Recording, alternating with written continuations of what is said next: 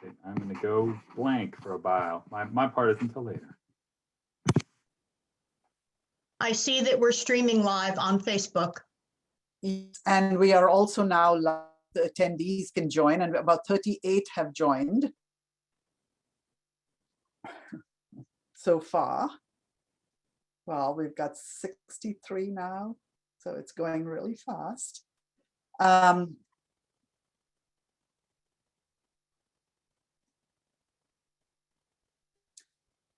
We'll wait a few minutes more, few seconds more.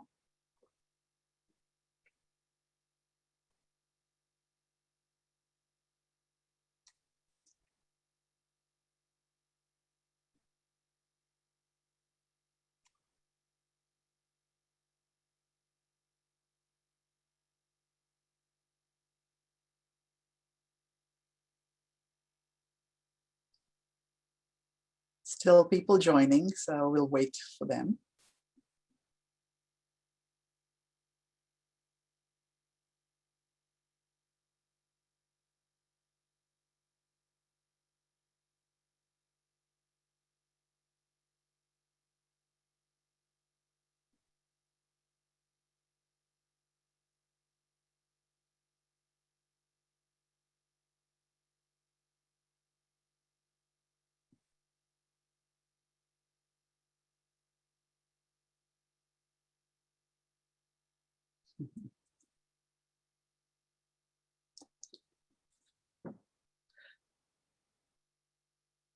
Okay, I think majority of our participants, our attendees have joined us. So let's get started.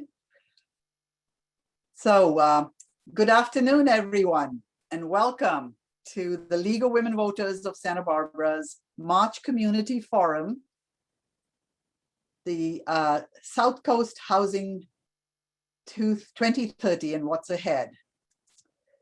I am Vijaya Jamalamarika, President of the Santa Barbara League.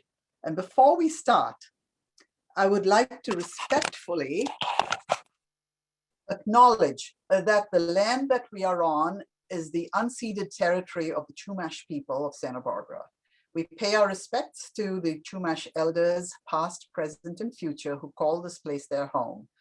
The League of Women Voters thanks the Chumash community for their stewardship and support, and we look forward to strengthening our ties as we continue our relationship of mutual respect and understanding. This forum is being recorded and is also being live streamed. Oops, I did not turn the recording on. Before we start, I'd like to respectfully acknowledge that the land we are on is the unceded territory of the Chumash people of Santa Barbara. We pay our respects to the Chumash elders, past, present, and future, who call this place their home. The League of Women Voters thanks the Chumash community for their stewardship and support, and we look forward to strengthening our ties as we continue our relationship of mutual respect and understanding. This forum, as you heard, is being recorded and is also being live streamed on Facebook. You can turn off the live captioning that you see at the bottom by clicking on the CC button, which has the live transcript label. You can also save the transcript to your computer if you choose. All questions and comments should be typed into the Q&A box, which is being monitored by Anita Baldwin. Thanks. And your questions will be answered by our panelists live, or we may type a response. Unfortunately, we were not able to provide simultaneous Spanish interpretation for this forum, but we will have a Spanish video along with the recorded original version on our YouTube site, which can be accessed on our website. On Tuesday, April 13th at 5:30 p.m., as is our tradition, the League will hold a follow-up Zoom discussion on this forum content so that the members can have a dialogue with Linda Honigman and Bill Boyd, the organizers of this forum. Please see our website calendar and newsletter for the Zoom link to join. Our next monthly community forum will be on April 24th at 2 p.m. We are collaborating with the Community Environmental Council, and it will be live streamed as part of their Earth Day programming. The title of the forum is our climate emergency, nature-based drawdown solutions.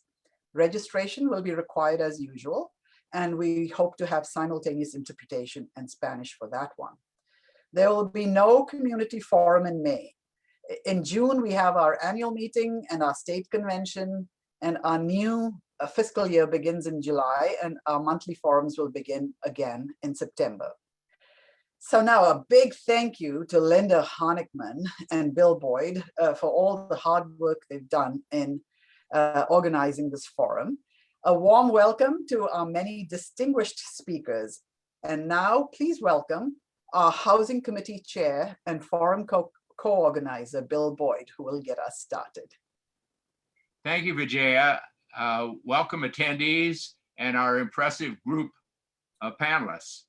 Put on your seatbelts as we zoom through the many topics shared by 12 speakers who will help us explore how to get to where we want to be by 2030 for housing in the South County.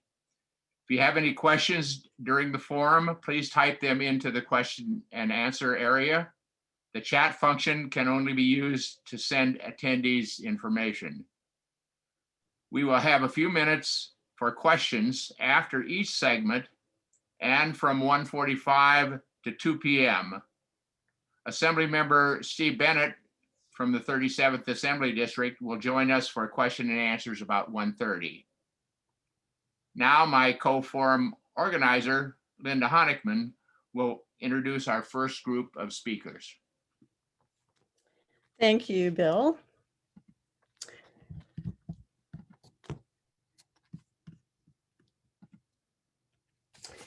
Our first of 4 topics is the problems and causes of our local housing crisis. The moderator is Rob Fredericks from the city's Housing Authority, and other speakers are Frank Rodriguez from CAUSE, Kristen Miller from the Santa Barbara South Coast Chamber of Commerce, and Dick Flax, chair of SUN, and a UCSB professor emeritus in sociology. Okay, Rob, we're ready for you. All right. Thank you, Linda, and happy to be here, everyone, to provide a demonstration of what's needed for housing in our community. And I'll get into the problems and causes in a minute, but I want to talk first about the need for housing and why it matters. And when we talk about housing, it's about a home, what home means to people. And Dante is a youth from a fellow housing authority on the East Coast. And what he said really resonates with me is that home is where we laugh, love, eat, sleep, and play. It's where I can stay cool in the summer and find warmth in the winter, and food and drink when I am hungry or thirsty. When I am home, I know that I always have the love and support of my family, even if sometimes we don't get along. So, that just encapsulates what home means. And really, the importance of home is that it's a stabilizing force and it's transformational in a positive way for families and individuals. It's the foundation for our lives. And if we don't have a home, everything else falls apart. And far too many people don't have a home, or they're living with unstable housing situations. And why it matters is that housing creates a more diverse, inclusive, and equitable community. It promotes strong and resilient families, as I just mentioned. And it's key to attracting and sustaining economic activity. And it anchors an inclusive neighborhoods. And if you don't provide the needed housing, you end up with just the opposite. You end up with gentrification, people moving away from their communities where they've grown up and have community ties, and you have other environmental and social issues. And it's not just Santa Barbara. And I want to quickly just say that it's the housing crisis is a national issue.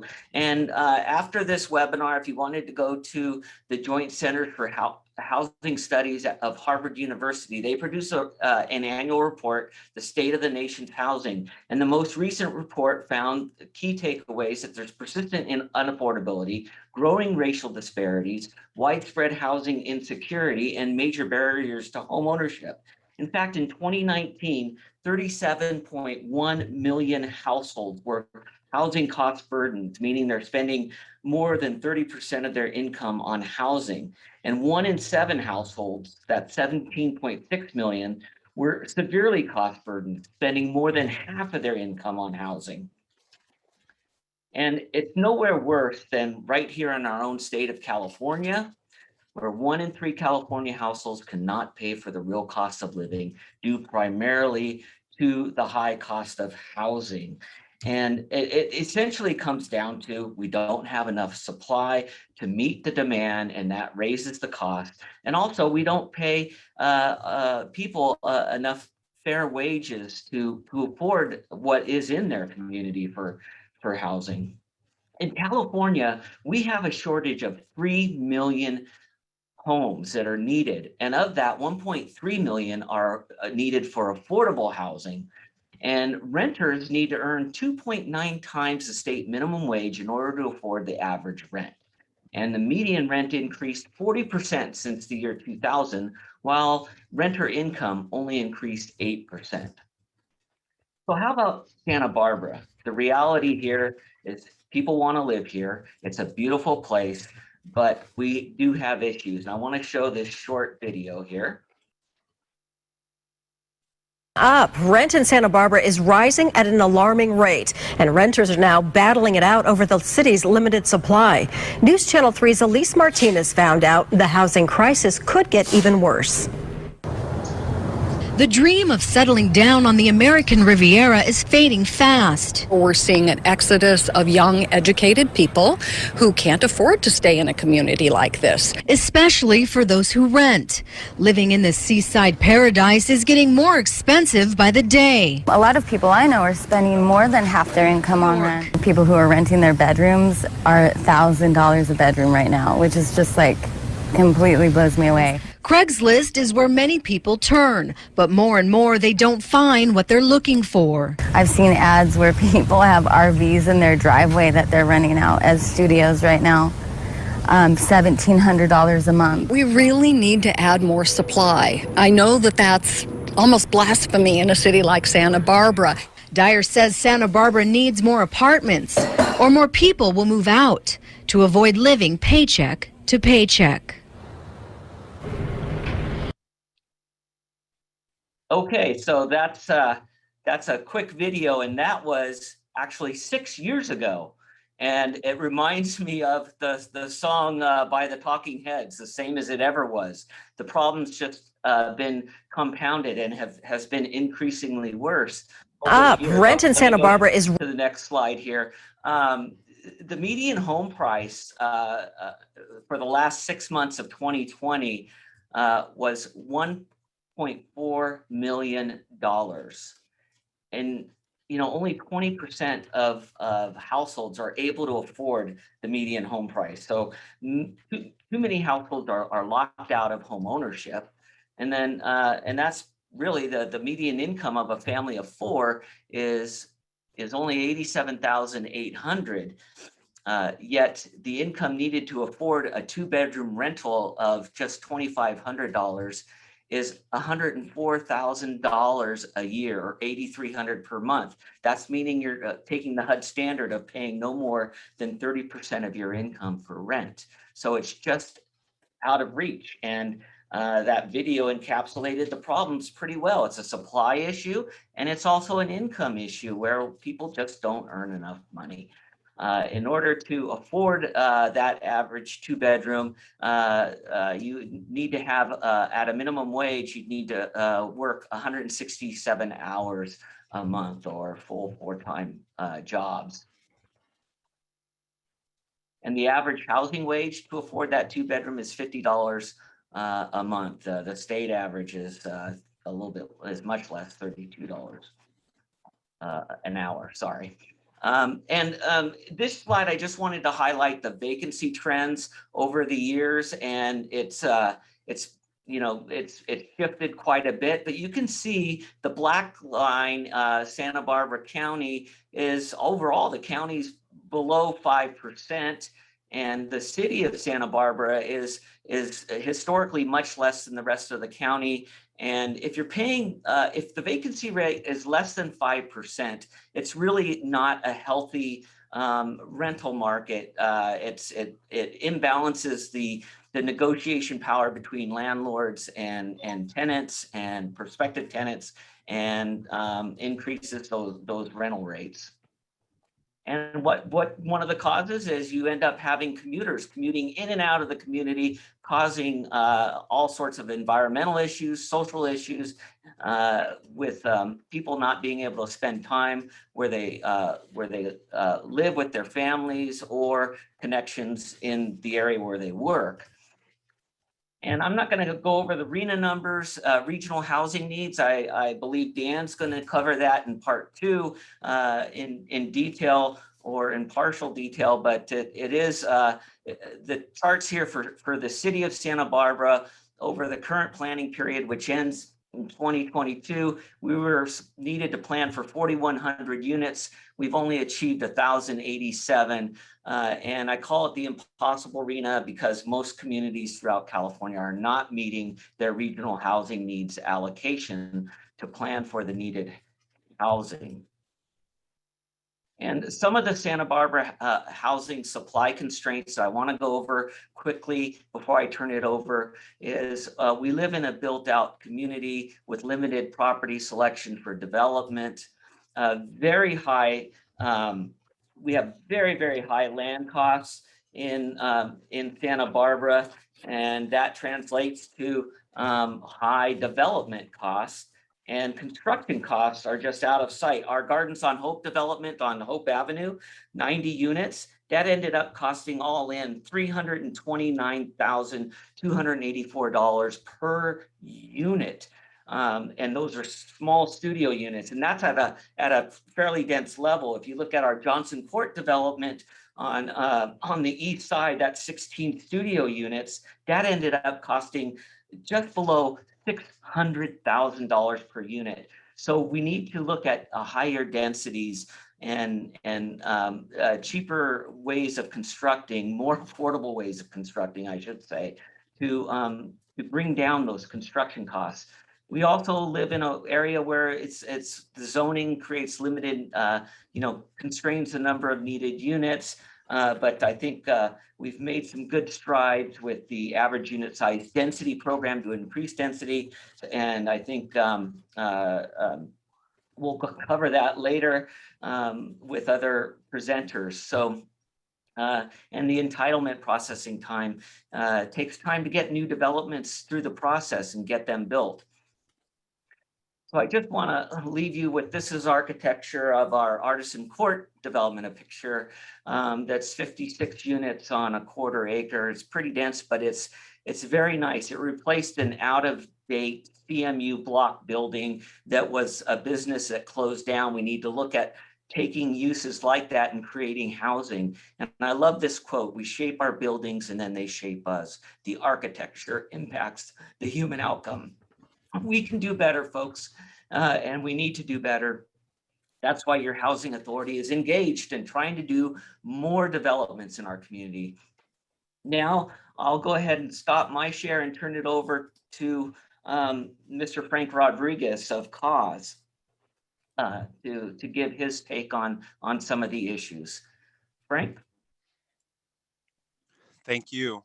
And an honor to be here alongside leaders like Rob and many panelists here who I look up to in terms of looking how do we address this housing crisis that we know is longstanding and is going to keep us busy for many years to come. But thank you for having me. Frank Rodriguez, he, him, él, with the Central Coast Alliance United for a Sustainable Economy. And then we have a lot of panelists, so because of limited time, I want to point folks and direct folks to our Housing Crisis 805 report that came out in 2019. I'm going to put a link to the PDF on the chat. And I'm going to share one of the screens. So this this report results highlights hundreds of surveys collected from the most severely impacted renters in working class immigrant neighborhoods throughout the 805. Check out this 21-page report looking at root causes of the housing crisis and our policy recommendations that we believe local governments can act on to address the problem in our region. I have Bryce Covert's article from the New Republic on my mind that came out yesterday. And it's titled, Why Landlords Target Mothers for Eviction. Since 2013, our leaders made it clear that tenant rights and being housed were drastically more important emergencies to address locally for our leaders here in Santa Barbara than any other of the issues we addressed, including immigrant rights. Single immigrant mothers have repeatedly told us that they were either getting evicted or that they can't find housing because they have children. This included the leader we highlight in the cover page, art done by Adriana La Artista, Adriana Arriaga. You can find them on Instagram, who had, and talking about our leader, they had to sleep in a car until they finally found housing for them and their children after their husband was deported. And this is a common issue we hear from our leaders when they're single mothers, they're more prone to be evicted and a lot more difficult to find housing. And of course, when we raised these issues, the most common response was, that is illegal, that cannot happen, period, next conversation. In response to a global pandemic, we are developing the vocabulary as a community to discuss root causes of social disparities, especially how racism is rooted in how our community came to be. The roots of today's housing crisis and inequities lie in the exclusionary housing policies of the past. For much of our region's history, people of color were densely confined to segregated neighborhoods like Oxnard's La Colonia and Santa Barbara's East Side. There's a lot more, but you could read more on our Housing Crisis 805 to look more of the history and also of the stats of what's been going on in our region. I end by saying that we believe any discussion of development needs to include a lens we call development without gentrification. For this to happen, we believe tenant rights, particularly what we uplift as a tenant triangle safety net, including eviction protections, habitability enforcement, and rent stabilization, is necessary to make sure tenants have the protections from being pushed out due to any development built in their neighborhood. For years, we know we've been trying to address a housing crisis. It's been it's at a whole nother level now in response to a global pandemic. But I'm excited to work with our community partners to how do we have these difficult conversations and talking about that Santa Barbara is segregated. Growing up as the child of immigrants within the Santa Barbara service economy, as domestic workers and in kitchens, we know there's, although we're not a huge landmass, we know there is segregation, especially with immigrant and communities of color here in Santa Barbara. So I really want to uplift, how do we have those conversations when we have been raising that mothers have been evicted, but there's no response because there's no vocabulary we have to address these root issues and how discrimination really targets our communities of color. So thank you.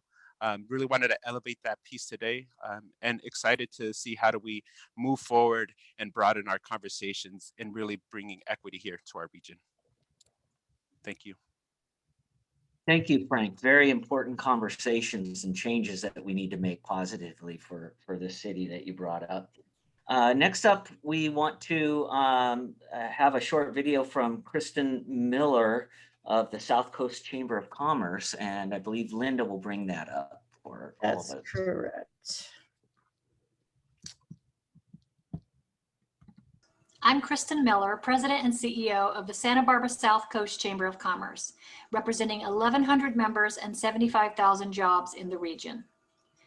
For many years, the Chamber's business members have analyzed and reported their barriers to growing their business, barriers to hiring more people, and increasing their contribution to the local economy. Surprisingly, none of their top challenges are strictly business-related problems of financing, marketing, or supply chain. Their top three issues are housing for the workforce, recruiting appropriate talent, and government regulations. With 2 of 3 of these challenges being related to housing, the Chamber has worked tirelessly to both understand the local housing crisis and to be an advocate for change. COVID-19, the global pandemic, the public health crisis, and economic devastation has of course eclipsed all other challenges and become the main focus for us all. This will likely remain an economic challenge for a long time. Because of this, the housing crisis is changing again, and there may be some positive shifts for businesses with the newfound ability to do some work remotely. But the pandemic has also widened the affordability gap again, making Santa Barbara area impossibly expensive for most of the local workforce. This issue has been studied for many years, and we all learned to talk about the jobs housing imbalance, which means that there are more jobs on the South Coast than there are attainably priced units for the workers in those jobs. Commuters, mostly from the South, drive in and out daily to fill even the high-paying middle-income jobs. Much has been said about this imbalance, and much has been done to address it, including widening the 101 freeway and adding a commuter train option. But at this point, we seem ready to recognize that the root of this problem, the cause of the imbalance, is very simple.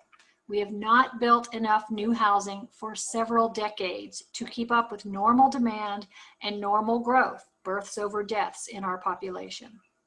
It's not just us, our nation's reluctance to provide the basic infrastructure needed to sustain our economies, our communities, and housing for the next generation has built up over time to the point where we are at a crisis. Every study says the same thing: build more housing. Hopefully, the multitude of studies and advocacy in the past decade gives us the confidence to believe we can do this and do it well, without the feared negative impacts of overcrowding, urban sprawl, or poor design. We heard arguments in the past that if we build housing, more people will move here from LA. In Goleta, where we had some success championing a variety of new housing neighborhoods, we were able to use a chamber program to count who moved into some of the new units. The counts proved what we knew, that if you build workforce housing, you provide homes for people who are already here, either in overcrowded conditions or as commuters. Hollister Village provided hundreds of new apartments in Goleta, and 75% of those units went to people with a job on the South Coast, and 50% went to people with a job in Goleta. This is workforce housing. As we move forward with a new attitude about allowing new housing on the South Coast, we'll need to be open to provide a variety that matches all levels of employment and life cycles for the people in our communities, from the very small, tiny living or dormitory style options to executive level single family homes, to downtown lofts, to seniors only communities. A wide range of housing options makes for a vibrant and diverse community and a thriving business climate. Business growth, improved economic vitality, and improved quality of life can be achieved if we change the way we approach the housing crisis and work with the business community to provide housing the workforce can afford. Thank you. Great, thank you. Kristen. I'll briefly yeah. tell you a story. There'll be text. I hope that will give you more detail about it, about the university, UCSB's pledges and failures to fulfill pledges about housing for faculty and staff on the one hand and students on the other. You will remember that you said Coastal Commission and the local community imposed a 20,000 student enrollment cap on UCSB that was in place until around 2005. At that point, UCSB developed a new LRDP, Long Range Development Plan. And what they were proposing is that they grow to 25,000 students by the year 2025. So some of us in SBCAN and other groups realize that unlike in the past, this goal of UCSB to grow wasn't really being challenged by local governments. And so to make a long story short, we created a coalition we called SUN, Sustainable University Now, to hold university accountable for the impacts of its growth, making sure that sustainability, environmental values were built into the planning process and the development of UCSB. UCSB administration agreed to negotiate with SUN, and I should say that the SUN coalition included SB Can, the League of Women Voters, COAST, the Audubon Society, and the Citizens Planning Association. Now, the LRDP that the UCSB was presenting provided something unprecedented, and that is a employer-sponsored workforce housing plan that would result by 2025 at least in 1,850 new units of affordable workforce housing that would always be marketed below market to UCSB faculty and staff. The other concern, of course, was student housing. UCSB actually has the lowest percentage of its students housed within the university campus dormitory system. And the LRDP proposed to build housing for students for 5,000 students during the period from 2010 to 2025. Their plan to build 5,000 student housing units has yet to be done. And their historic proposal to build 1,840 workforce housing units that will be affordable, none of that has been done. There have been two projects constantly talked about that would have mitigated that lack of compliance. One got a lot of publicity, was a donation or willingness to contribute $200 million by billionaire Charlie Munger. One faculty housing project that was announced 2 years ago as ready to move forward. And that is the Ocean Road project, which would have built 540 units of faculty housing. UCSB could be a major ally in helping solve the housing problems here, but so far they have not delivered on serious, well-meant pledges that they made now 10 years ago. Okay, and I draw your attention to the link that's now in the chat. It's probably at the very beginning of several messages with some handouts for you.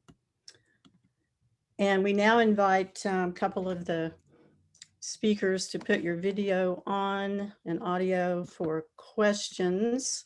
I do want to mention that we had a system for timing, and you were supposed to hear a little ding 15 seconds before the end, and it didn't work for some reason. Even though Anita could hear it, we couldn't hear it.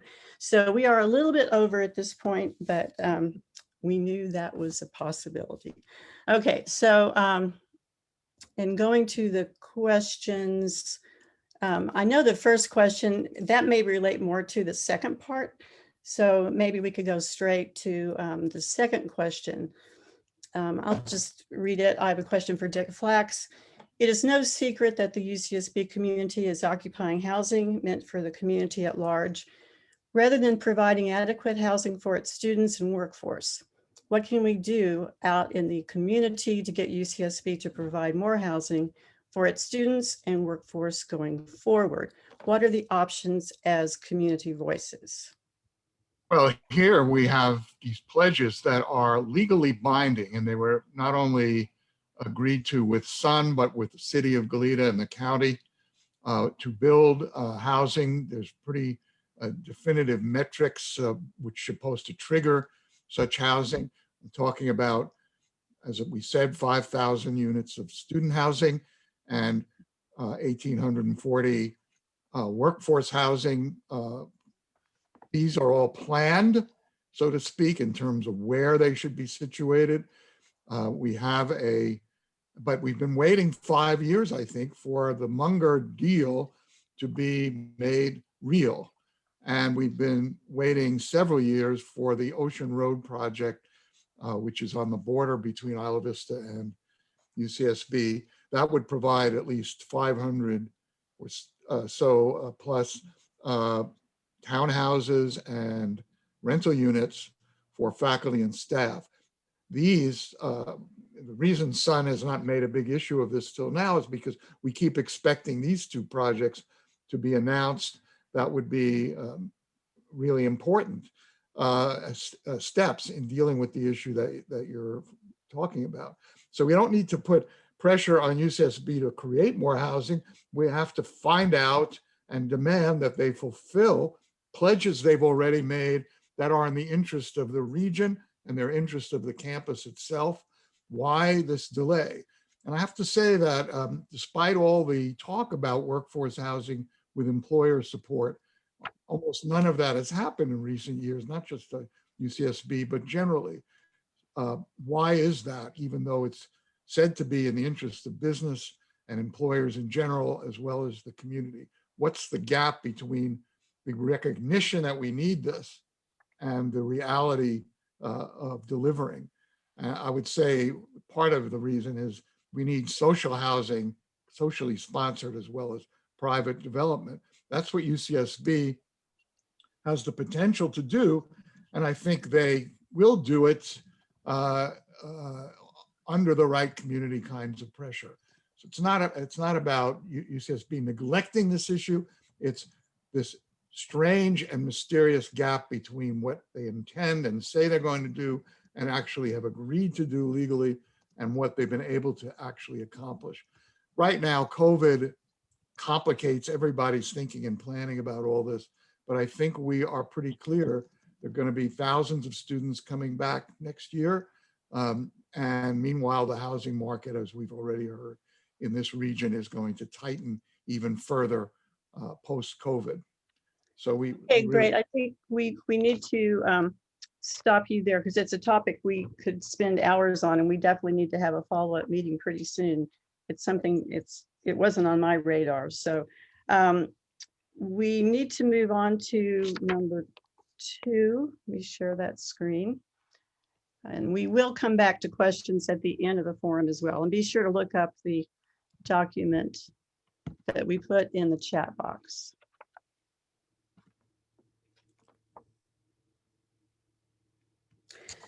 Okay, so our next topic is county-wide approach to planning, state policies and goals, and ADUs. Frank Thompson from Frank Thompson Housing Consultants is moderating, but he and Dan have decided to trade places. Dan Clemon is Deputy Director of Long Range Planning for Santa Barbara County. And following Frank are Jane Benefiel from the Carpinteria Planning Commission and Katie Maynard, Chair of the GLEDA Planning Commission, although she is not necessarily representing that entity in her remarks. Okay, Dan, take it from here. Great, thank you. Good afternoon, everyone. And if somebody could enable me to share the screen, I'll be set.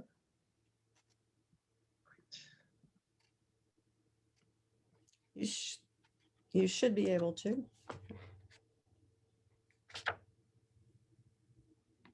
Great, thank you very much, everyone. So I'm going to very briefly go through this presentation. There's a lot we could talk about. A lot of it has already been said, but I just want to give you a heads up. At the end of this presentation, my contact information is provided. So please feel free to contact me if you want to chat further about this stuff. I mean, I'm very passionate about it. I can talk your ear off if you want. So very quickly, what I'm going to cover is why are we looking at housing today? Just a little bit more information on the jobs, housing, and balance, about which you've already heard very briefly in the workshop. Then I'm going to go over the RHNA and housing element update process, very generally where the county is with regard to that. And then finally, some other housing related projects on which my team, the Long Range Planning Division, is working. So jobs, housing, and balance. You already heard some very good information earlier about why it's important. What I will say is coming at it from in terms of environmental justice, From a planning perspective, if you're concerned about environmental justice, in terms of planning, the greatest way you could deal with social equity issues here is by addressing the jobs, housing imbalance. It is the structural cause of the regional economic and racial segregation that exists within the Tri-Counties area. And what I mean by that is we have entire classes of our society with more melanin in their skin than I do, who live in the South Coast, that is in Oxnard, Ventura, migrating up to the north, or in Lompoc and coming down. I know this firsthand. I live this lifestyle. It's lousy, and it's very taxing on families, and it is inequitable. And I got to be clear, what I'm finding very often when it comes to particularly affordable housing projects for very low and low income categories, that very often in the county, we unfortunately experience groups who are, I'll be blunt, kind of masquerading as environmental groups who are saying that they're opposed to certain affordable housing projects based upon environmental reasons. But really what they're doing is they're trying to keep certain classes of our society out of their communities. And the unfortunate result of that is it reinforces white supremacy within this area. Now, coming out from the environmental perspective, that is the climate change perspective, I cannot talk about planning these days without talking about what I call the trifecta of planning. That is housing, transportation, or climate change. Those three issues are intricately related, as most of you know. And if you're concerned about reducing our GHG emissions and addressing climate change, you should be very interested in addressing the jobs, housing imbalance. So the RHNA process. So very high level overview of the RHNA process. So what this entails is it's kind of a 4-step process. It's all mandated by the state government code. Every local jurisdiction, that is each city in the unincorporated county, must maintain a general plan amendment, which includes a housing element that we must update every 8 years. And a state agency, that is Housing and Community Development Department, or a state HCD, takes the lead on the certification process of the update to the housing elements in the RHNA process. And then finally, the Santa Barbara County Association of Governments, or SBCAG staff, manages the methodology for determining what the RHNA will be for our region. So, very generally, if you were to break down the housing element RHNA process into 4 basic steps, I would say that they're as follows. So first, the state, HCD, gives us a regional number. That is what we as the county as a whole must accommodate with regard to housing production over the next 8-year period. Second, SBCAG then takes the lead on working with state HCD to develop a methodology for determining how much of that regional pie gets distributed to each of the cities and unincorporated areas. We each get our own piece that we must accommodate. And then once we get that number, and that's actually anticipated to occur very soon, SBCAG is going to have their hearing tomorrow morning at 10 a.m. They're going to make a decision most likely on the methodology, and they're likely to adopt some big numbers that I'm going to get to in just a sec.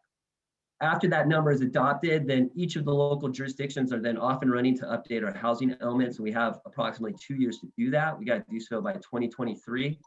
And then after that, and once we get our housing element certified, we then must go through the implementation of the housing element. That's over the next 8-year period. So to give you an idea of the numbers that we're confronted with, for the current cycle, what we call the 5th cycle, that is 2015 to 2023, the total regional number, that is for both the county and cities, was 11,030 units, of which the county unincorporated portions was about 6%, or a little over 660 units.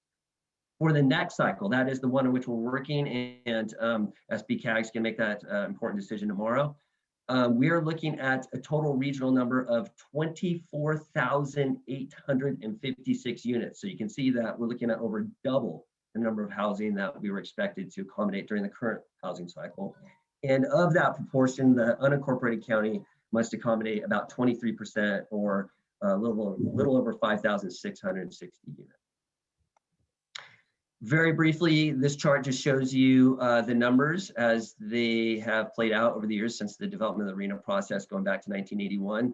The takeaway from this is that we have a very big number to deal with, the biggest since this process started. This table, very briefly, I'm going to summarize where the county unincorporated jurisdiction is with regard to meeting our current RHNA. Surprise, surprise, we're slaying it with regard to our above moderate and moderate housing. We are actually achieving our numbers with regard to the low income category. However, where we are deficient is with regard to the very low income categories. And as you can see, we're supposed to produce 159 units. Currently, we're at 58. So we have some work to do there.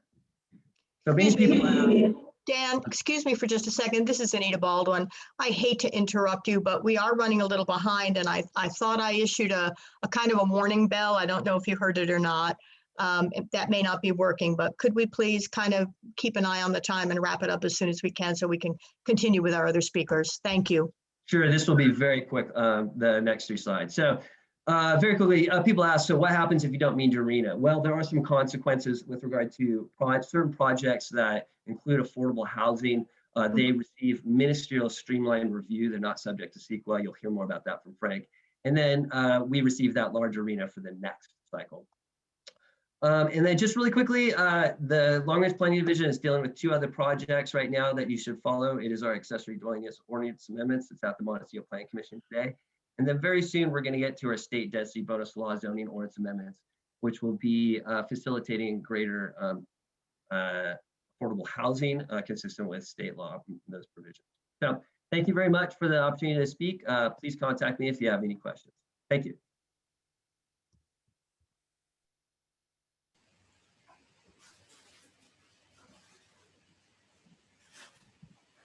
So Vijay, you want me to get going then? This is Frank. Take it away, Frank, yes. Thank you. Frank Thompson, I'm a private housing consultant. Been working in affordable housing about 43 years here in Santa Barbara County. I'm currently working on 10 new low-income projects throughout the county. And I'm going to talk to you about a county-wide approach to planning and state policies. So oftentimes the cities and the county have been left on their own, but I think, and Dan touched on it in the new RHNA allocation process, I think there is some level of substantial cooperation between the city and the cities in the county in setting goals, which is super important. And the goals are very large in the next cycle, as Dan said. So the news is that the state legislature has been very active. Recently, in the last 4 years, I count 28 major pieces of legislation, some of which you know. One of them is SB 330 that became effective last year, which for projects that offer 20% low income units or 100% moderate, you're entitled to streamline processing, which we'll get into here in a minute, but it could substantially speed the approval of affordable projects. Another one is SB 35, which Dan referred to, which is for jurisdictions that haven't met their RHNA goals. This is really a fast track for low income project approvals, which then have ministerial approvals. That means basically no public hearings. So that's pretty radically different from where we came from. Another bill that's very similar to that is AB 2162, which was passed in 2018. Hasn't been used much, but it provides a fast track approval, including no CEQA, for projects that have 25% or more of their units set aside for the homeless.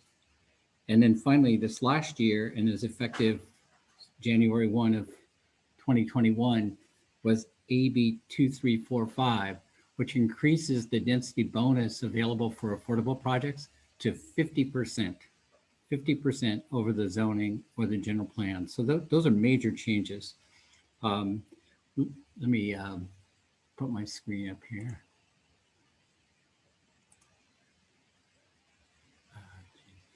There we go.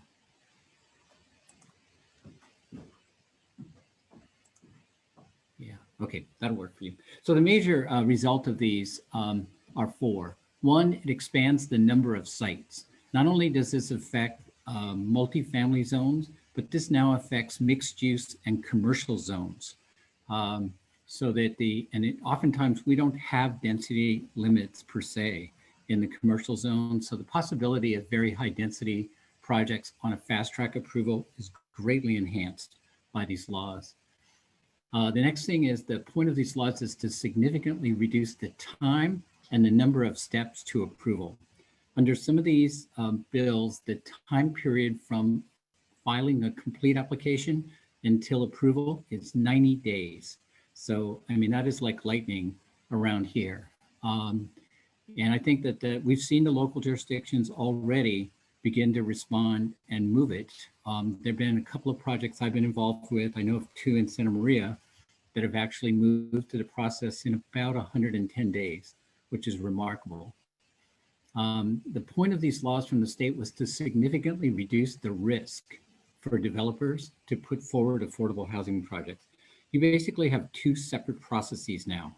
You have a fast track, a streamlining fast track under SB 330 available to almost all affordable projects, which should get you an approval in less than 180 days. And then you have the usual track, which unfortunately is pretty slow nowadays for other projects. The other thing, the point of these laws is to increase the number of affordable housing units built, most obviously by increasing the density bonus from 35% to 50%, but also by giving these strong incentives to developers. There's a good chance that people will choose to include affordable in their projects where they would not have done that before. So in the last about 1 minute and try and help these guys catch up on time, let me show you the next slide. This is kind of a processing chart under SB 330, and you can refer to it later. What it does is set up a new preliminary application process. And the most important thing about that is from the moment that the affordable developer files the preliminary application, it freezes all of the counties or cities' procedures and objective standards in place. And so then within 30 days, the jurisdiction needs to give you a response about whether you're consistent or inconsistent with their general plan policies. If you're inconsistent, you can go back in and resubmit until you become consistent on the other side. And all this while, the objective standards stay the same. When you move out of this process, possibly in 30 days, you go into the more standard, what we used to call streamlining process. There's your same objective standards. Dan referred to it, and I know the city of Santa Barbara is going to work hard on a public process about their objective standards soon. Then you go into the regular application process. And under SB 330, you're limited to no more than 5 public meetings. That's important. You're also limited to 30 to 60 days to a staff report. If the jurisdiction has not met its RENA goals that Dan was talking about, the jurisdiction must apply ministerial approval unless there are unavoidable impacts to public health and safety. So this is a very different process, and one that we hope will really result in new affordable units through our very difficult local planning processes. And that takes care of it for me. I'm going to call on Jane Benefiel. Okay, Jane has a different voice today. She's actually having some surgery, so she can't be with us. Here is her video. Oh, I didn't share it. I'm sorry. Hello, my name. Sorry, 1 second.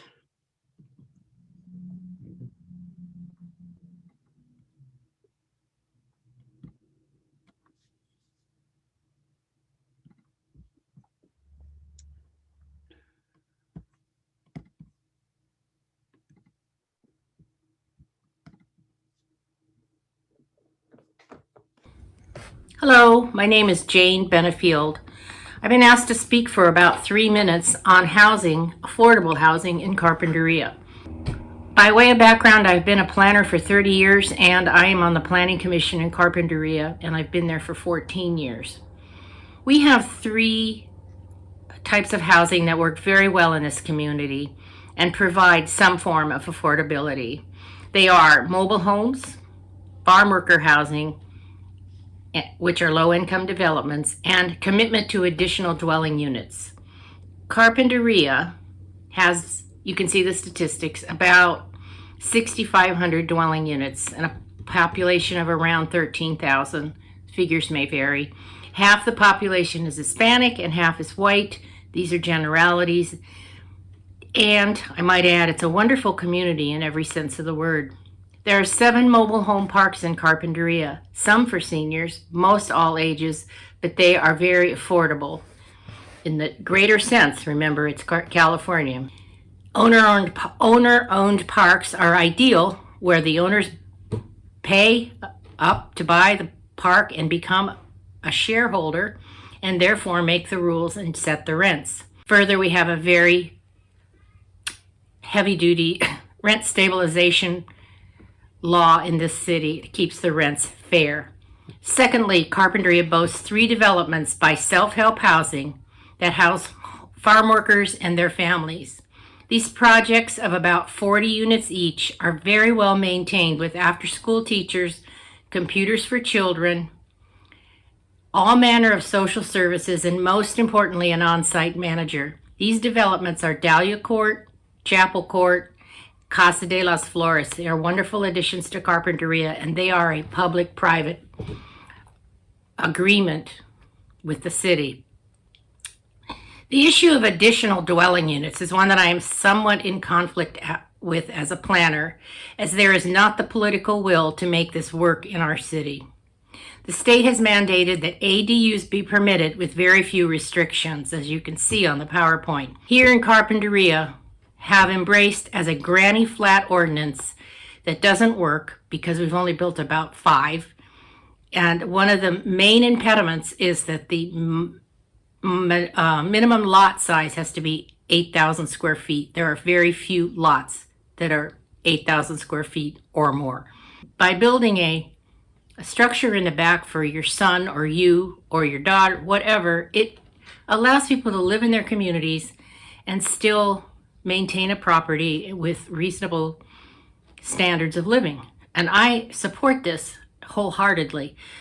The Carpinteria plan, it falls completely within the local coastal plan, and therefore they, being the city officials, have said the Coastal Commission takes precedent over the state. And the Coastal Commission has said that isn't true.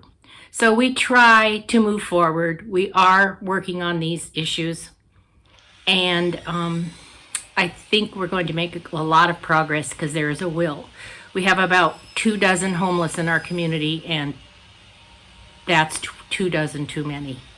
Thank you. Okay, and now we're going to hear from Katie Maynard. All right, since we only have 3 minutes today, I'm just going to jump straight in and not bother you with slides today. I'm very honored to be here and would like to thank the organizers who worked tirelessly to plan this event and our audience members for taking precious time of your day to ensure our community can access affordable housing.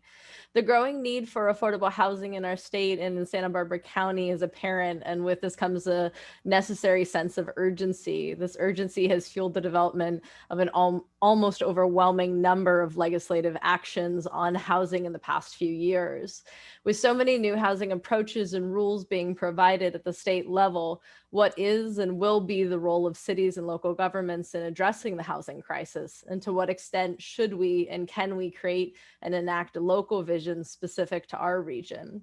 I'd argue that it's more important than ever to be clear about the needs of our community as we look to the new housing legislation and approaches to RHNA. We need to think beyond meeting the requirements and RHNA goals and compare our plans to the needs we're hearing from our neighbors. We focus heavily on income brackets as is structured by RHNA. I would urge, though, that we need a better understanding that goes beyond just income levels. Rob Fredericks earlier mentioned the importance of housing supporting diversity in our community. Income is only one type of that diversity that we aim to support. Kristen Miller from the Goleta Chamber of Commerce spoke to the needs to support residents at different points in their lives. How large are the families that we hope to house? The average number of people per household in Goleta in the last published census results was 2.8 people per home. Is enough housing coming on the market to accommodate varying household sizes? What is the distribution of household sizes? Accessory dwelling units or ADUs are great for 1 or 2 people. Some of the larger 2-bedroom ADUs could work for a small family. What about our larger families? Many cities, including Goleta, require that inclusionary units must contain on average the same number of bedrooms, bathrooms, and square footage as the non-inclusionary units within the development. These requirements are very helpful, but this still keeps us focused on reacting to housing developments being proposed. We should go beyond this to assess what unit sizes are needed, what is currently available, and what the gap is by looking at both family size and income. This past year has also introduced new ways of thinking about the home. With a move towards more remote work, should we revisit minimum size expectations for affordable housing to accommodate home office spaces? It's also important to consider minimum standards of livability in all projects that we consider. As we look to innovative approaches that challenge our perception of what a home can be, such as tiny home projects, we need to consider how minimal is reasonable. It's more important than ever for our cities and community organizations to dig into the needs of our community, understand the intersectional and complicated housing needs of our residents, envision locally created solutions, and also engage with Sacramento to share what our community needs are and the impact new housing legislation has on us, both in terms of positive outcomes and potentially unanticipated side effects. And I'll pause there because I'm really excited to hear your questions today.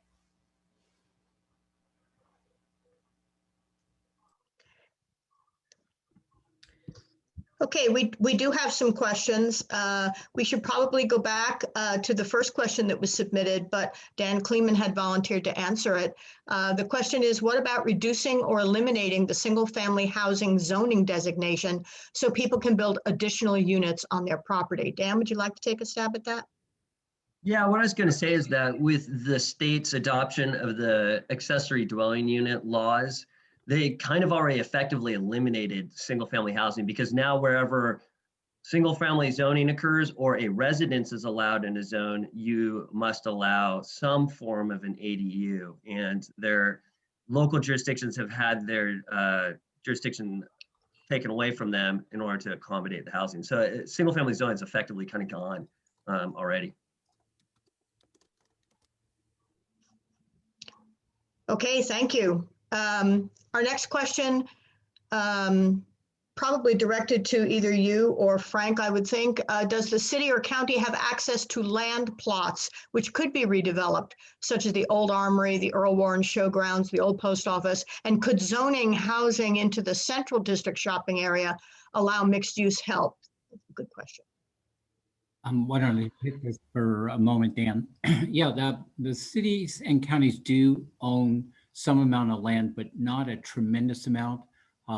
Probably it could contribute to meeting the RENA goals, but I think the second part of the question is going to prove to be more effective.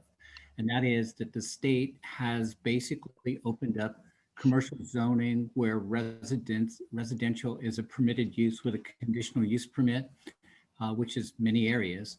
Under the ministerial approval, a housing developer can go directly to a high density residential development in those commercial zones.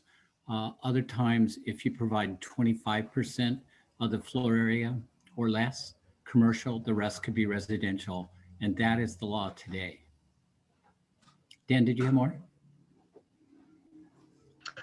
Just agree with everything Frank said. Just one thing to add, the county already does that, but there aren't very many opportunities. But for example, in Eastern Goleta Valley right now, there's county excess property where there's a consideration of a rezone in order to accommodate a transitional supportive housing project. So we are searching for that. It's just, as Frank mentioned, there aren't a whole lot of opportunities as you might otherwise have. All right, thank you very much. We do have other questions, but we are running a little behind schedule, so we're going to leave those until the end of the program when we hope we'll have time to address everyone's questions. So I think we're going to go on to part 3. Linda? Yes, I've got my mute. Okay, I'm on. Excellent. So our next topic is sustainable community protocols and ideas. Our moderator, Katie Maynard, wears many hats, and for part 3, we will introduce her as the UCSB Sustainability Coordinator. She is joined by another expert with many hats who will moderate our last group. Deti Pikert is an architect with RRM Design Group. He has lead credentials and a primary organizer for the AIA Design Charrette for State Street. Katie, we are ready when you are. Okay. I don't see there the video. Okay, wonderful. So I'll be speaking a bit as a sustainability officer and also with experience from the Planning Commission for the City of Goleta. So I'll talk about both entities here. The City of Goleta's Climate Action Plan identified several measures that could be implemented to address the needs of affordable housing and also to help the city to reduce its climate impact. These measures include creating an incentive program for integrating below market rate housing and utilizing the state's infill infrastructure grant program for infrastructure improvements necessary for mixed-use infill development projects. I have the privilege to live in Old Town Goleta, where I can easily walk to the grocery store and many different restaurants. This helps reduce the number of trips that I need to make in my car and keeps me healthier through more walking. Goleta has also made walking to local stores much safer through investments in sidewalks and improved street lighting. In Goleta, we have several hubs of activity, including not only Old Town Goleta, but also Camino Real Marketplace and Calle Real Marketplace. These locations provide an opportunity for us to explore options for co-locating a variety of services close enough together to create a culture of biking and walking for more of our regular trips. Infill multi-use development closer to commercial hubs also helps relieve pressure on the development of open space and agricultural lands. Protection of agricultural lands is very important to Goleta residents, as was evident with the passing of Measure G in 2012, which prohibits the City Council from amending the general plan to change the land use of agriculture on lands that are 10 or more acres and protected by the measure. The Goleta Climate Action Plan also seeks ways to help our residents reduce their energy bills. The rent payment is only one of the monthly costs of housing. Energy and water bills can also contribute to housing affordability and the monthly stress that comes with keeping the lights on. The city aims to aid public participation in energy efficiency retrofit programs for low-income housing through outreach programs. This could include lighting retrofits, installing programmable thermostats, sealing ducts and air leaks, replacing gas furnaces with Energy Star models, and more. The UCSB Sustainability Program has taken a similar approach by developing a partnership with the Cool Block program, where students can participate in a 6-month educational community where they learn about ways to reduce their impact on the environment while saving money on utility bills. Through the program, students cover 8 different sustainability topics, including resilience, energy efficiency, sustainable transportation, water conservation, and more. Students also develop a community of peers that are working towards the same goal of climate neutrality. For students who are able to invest in, who are not able to invest in a program as intensive as the Cool Block program, we also offer a residence hall energy competition and a campus-wide Cool Campus Challenge. In the Cool Campus Challenge, students, staff, and faculty are incentivized to implement energy efficiency and climate actions in their homes and lives. The more actions participants commit to, the more opportunities they have to win prizes. UCSB is also working hard to achieve our overall goal of carbon neutrality in Scope 1 and 2 emissions by 2025, and has made a commitment to ensuring the new buildings, including new residential buildings, are designed for energy efficiency. All of our housing projects in recent years, including the San Joaquin Apartments, North Campus Faculty Housing Phase 3, Sierra Madre Apartments, and the KITP Visiting Researcher Residences, achieved the United States Green Building Council LEED Platinum certification, the highest level of certification within the LEED program. The UCSB campus has reduced its overall energy use intensity by more than 19% over the past 10-year period.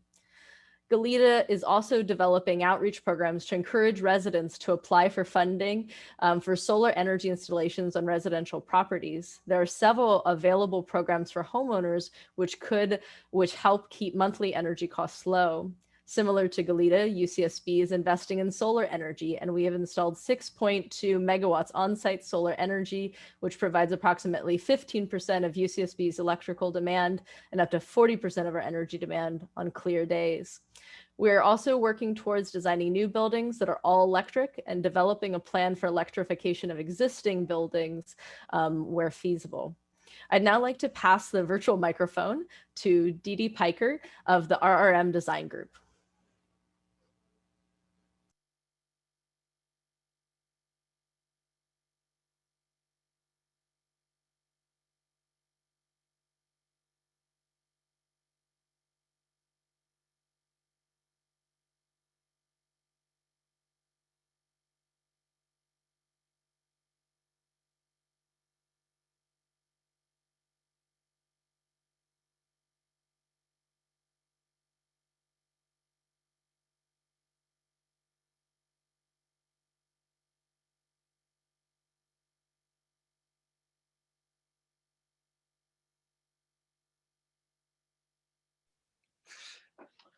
So yeah, thank you so much for that, for the introduction. I'm really honored and excited to be here to be a part of this important forum on housing in our community.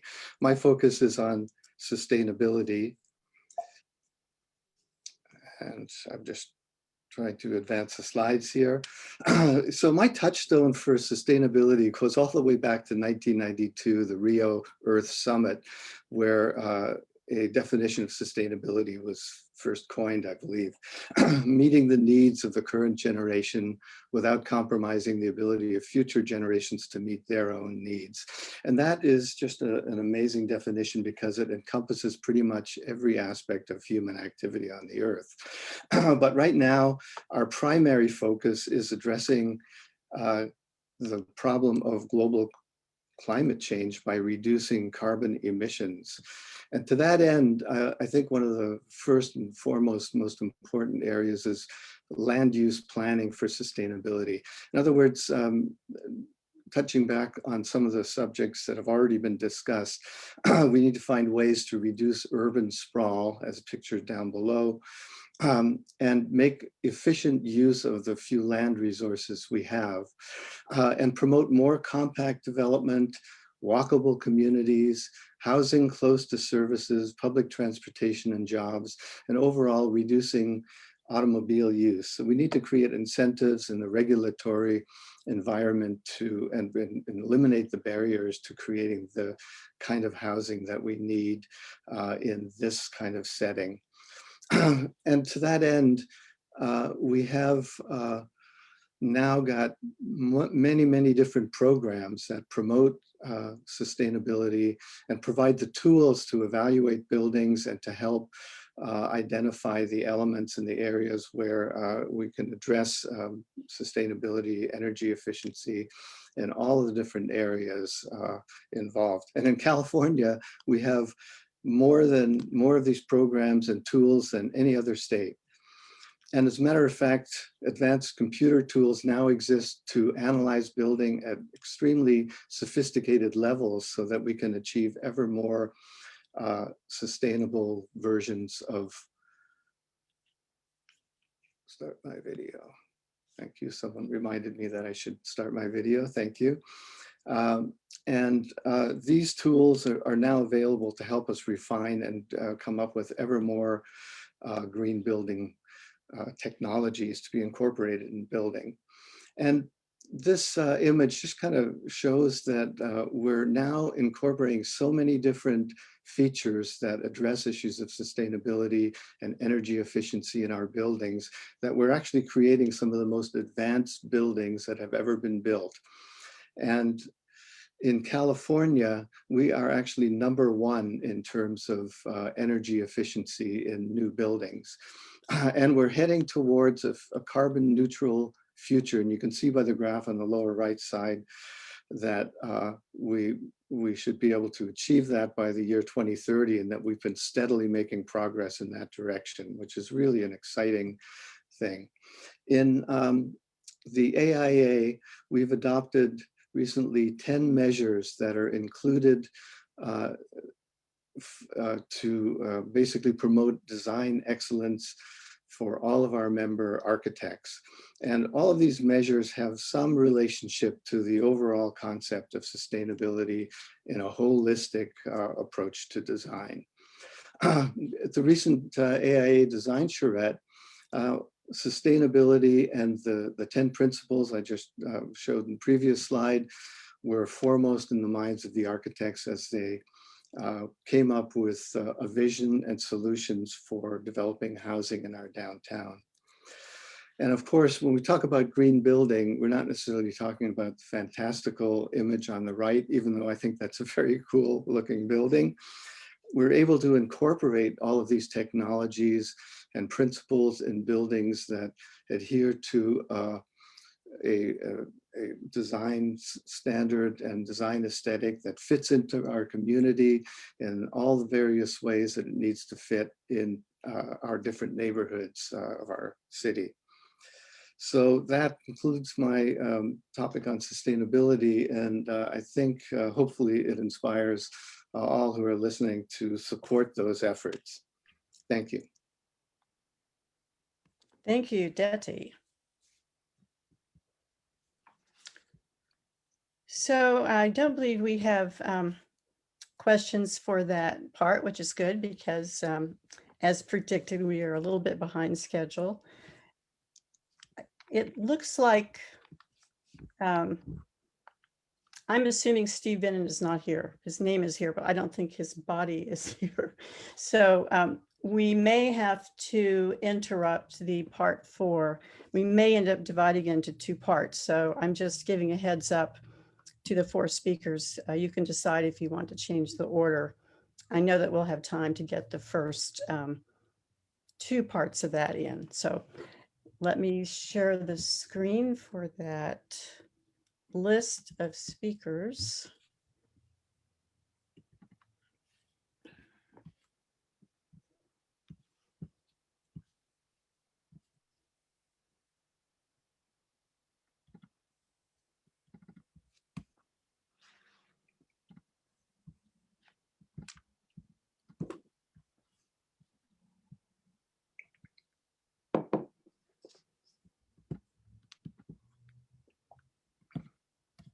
And I think I won't I won't read the names. We've already seen Detty and Rob, so we're going to welcome Renee Brook from the City Planning Department and Jeff Green from Housing Authority. So take it away, Detty. Thank you, Linda. I think you'll need to unshare your screen. Unshare, thank you.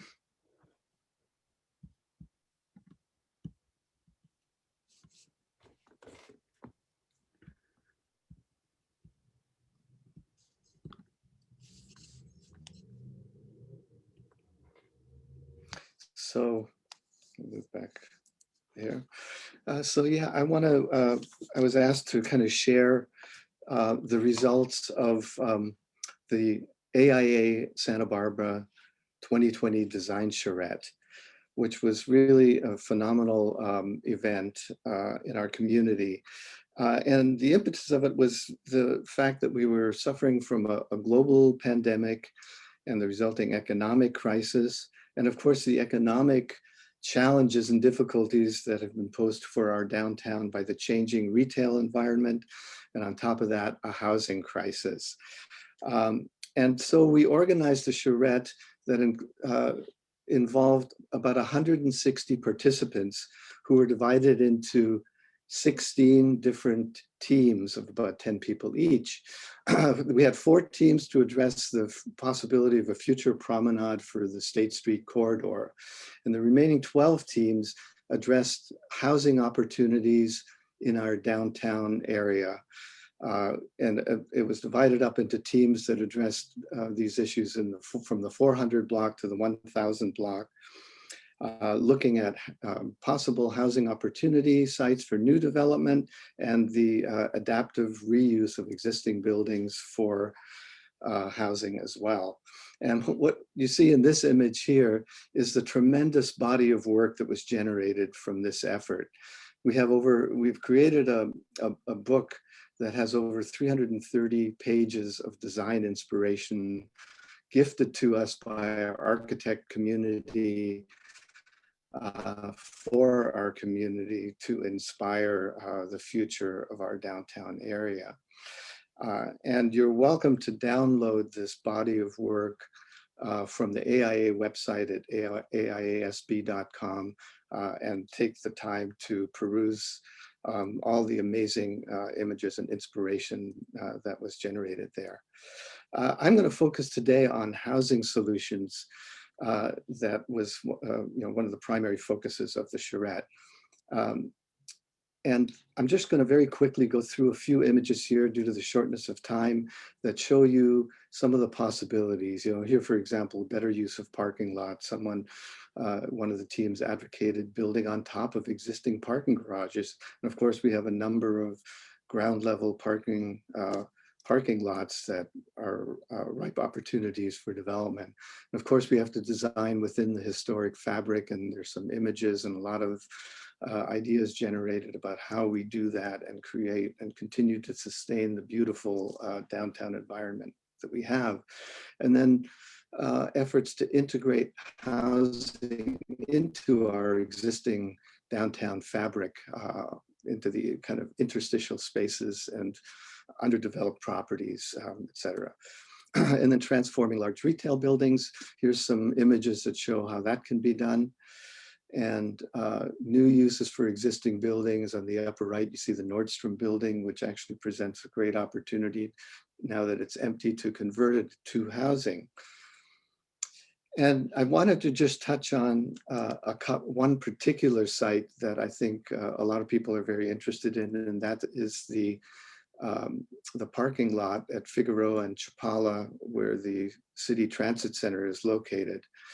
It's a fantastic opportunity for a private-public partnership to develop housing. And there were two teams that focused on that. I happened to be on one of these teams, this particular one. And one of the key inspirations here was to take all that surface parking and compactify it, so to speak, into one small building that would have a multi-level, fully automated robotic parking garage to provide all the parking that's needed for the development of that block, and the existing parking be accommodated as well. And here you see some images of what that could look like, and that has that's an opportunity to develop as many as 250 to 300 housing units. Another team looked at this, also came up with a very innovative way to accommodate the new transit center and then build housing on the land of the parking lot by doing some underground parking, et cetera, and creating some open space and a direct connection to State Street. So that's just a quick glimpse of a couple of the things that came out of the charrette. But I want to kind of summarize a couple of the findings. We had a team of experts who actually looked at many of the design proposals for new housing and analyzed them in a multidimensional sort of format.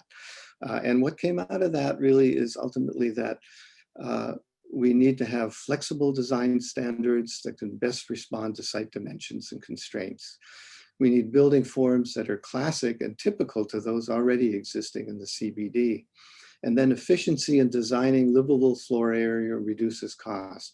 But I think probably the most important takeaway is that 3 or 4 or even 5-story buildings is what is needed to support economic feasibility of new housing development in our downtown. And then we made a number of recommendations to the City Council, again, coming out of the charrette, continue to work with the AIA architects and others to determine appropriate development standards and floor area ratios, include best practices for developments that address sustainability, create an adaptive reuse ordinance that specifically targets the reuse of existing building for residential purposes. We need specific development standards to incentivize these kinds of conversions. So moving forward, again, I'm excited. I think there's a tremendous opportunity to develop housing and to focus it in our downtown area, which is probably the most, ultimately most sustainable location for new development of housing within the city of Santa Barbara. Thank you.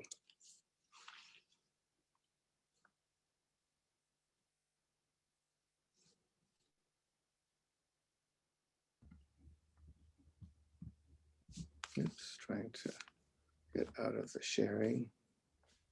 For some reason that's not happening.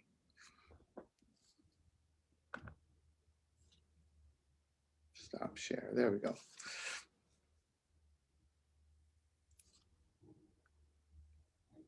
So our next speaker is Renee Brooke.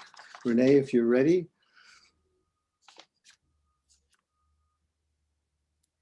Thank you, Daddy. I'm queuing it up here.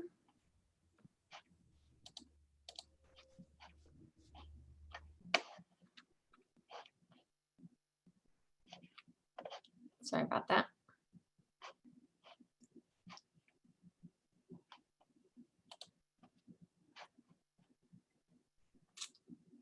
Oh goodness, sorry. Are you seeing my slides? Yes. Yes. Okay. Yes. Sorry about that. Having two monitors sometimes is actually more confusing than not. So thank you, Debbie. And it's great to follow you actually in your discussion of the AIA charrette, because those images created from the charrette have really helped us in our efforts as we look to incentivize and adjust our development standards to focus housing downtown. So I'm Renee Brooke. I'm the city planner for the city of Santa Barbara, and I can run through these slides pretty quickly. I'm just going to provide a quick overview of Santa Barbara housing policy and production. So this slide here gives you kind of somewhat of a brief timeline of housing policy in Santa Barbara for the last 30 to 40 years. We have a long history of multi-unit housing standards and adjusting those standards based on what we see those standards producing. So from the 90s through the 2000s, we were primarily seeing luxury condominiums. So when we updated our general plan in 2011, we developed the framework for the average unit size density incentive program. And then that actual program was adopted in 2013, which significantly incentivized smaller and specifically rental units downtown. And we more recently tweaked the development standards and the density allowances downtown to hopefully even further incentivize housing downtown. There was a question from one of the attendees about mixed use zoning and could we adjust zoning standards to allow housing downtown? And the city of Santa Barbara does, and we have always allowed housing downtown. We just have been trying to incentivize that more and make it more economically feasible by increasing the density and reducing other development standards that can be a constraint to housing production downtown. So the AUD program will expire at the end of this year, or towards the end of this year. And so we're actively working on a way to incentivize housing based on what we've learned over the last 8 years or so from the AUD program. So quickly, Rena, Dan touched on this already, but just to show you specifically for the city of Santa Barbara, we're currently in the 5th cycle of 4,100 units. Through 2019, we've produced over 1,200, but still not at all meeting our RENA allocation for the current cycle. And then, as he mentioned, going to the SBCAG board tomorrow is the methodology to distribute what we expect will be our draft estimate number for the city of Santa Barbara, 8,001 units. So almost doubling in the next cycle. And so we'll be embarking on updating our housing element soon to figure out where and how we can accommodate that housing in the city of Santa Barbara. I wanted to also just show historically the new permitted housing in Santa Barbara over the last 14 years. As you can see, based on our past trends, we are woefully underproducing the amount of housing that we need to meet the demand. This is number of units permitted each year.